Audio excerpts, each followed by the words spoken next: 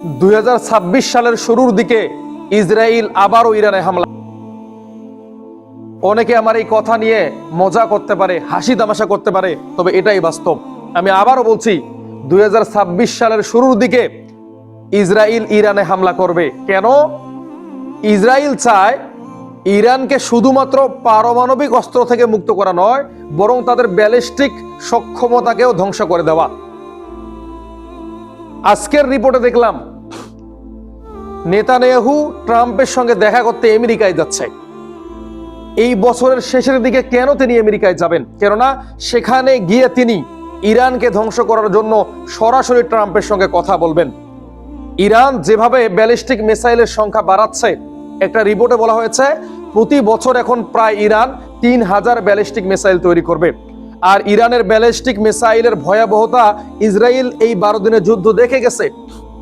এই জন্য ইসরায়েল চায় ইরানকে শুধুমাত্র পারমাণবিক অস্ত্র থেকে দূরে সরানো নয়, বরং তাদেরকে ব্যালিস্টিক মিসাইল থেকে দূরে সরানো। তবে ইরানও হেরে যাওয়ার পাত্র নয়।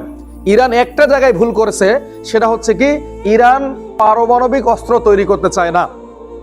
আয়াতুল্লাহ আলী খামেনি ফতোয়া দিয়েছেন যে ইরান পারমাণবিক অস্ত্র তৈরি করবে না, এটা হারাম।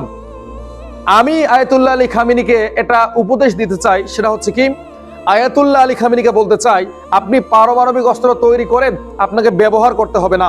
আল্লাহ নিজেই বলেছেন যে তোমরা তোমাদের কমিউনিটিকে রক্ষা করার জন্য প্রতিরক্ষা ব্যবস্থা গ্রহণ করো।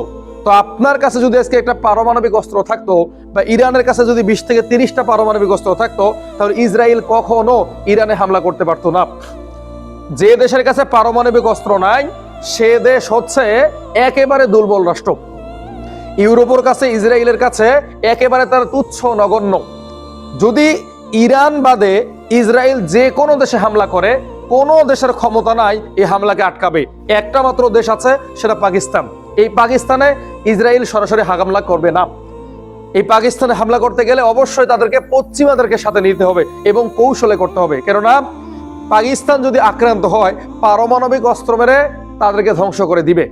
এই জন্য পাকিস্তানকে ধ্বংস করার জন্য পুরো পৃথিবীতে একটা মহা আয়োজন করতেছে ইসরায়েল।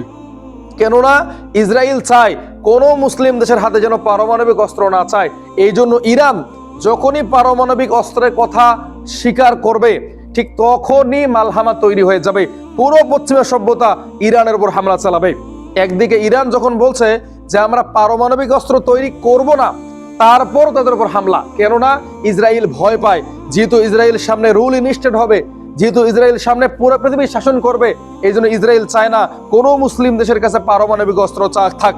এই জন্য নেতানিয়াহু 2026 সালের শুরুর দিকেই ইরানে ব্যাপক হারে হামলা চালাবে এবং ইরানকে তছনছ করে দিবে। এরকম একটা ভয়ঙ্কর পরিকল্পনা তারা ইতিমধ্যে করে ফেলেছে।